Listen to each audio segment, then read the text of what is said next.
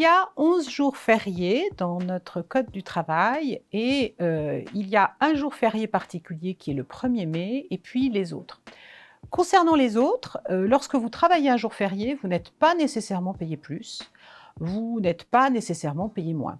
Un jour férié, vous devez regarder votre convention collective et votre convention collective peut prévoir que si vous travaillez ce jour férié-là, eh bien vous devez être payé en plus. Très bien, votre employeur devra le faire. Si votre convention collective ne prévoit rien, si vous travaillez un jour férié, vous n'avez pas le droit à un paiement supplémentaire. Si vous ne travaillez pas ce jour férié, l'employeur ne doit pas néanmoins vous enlever du salaire.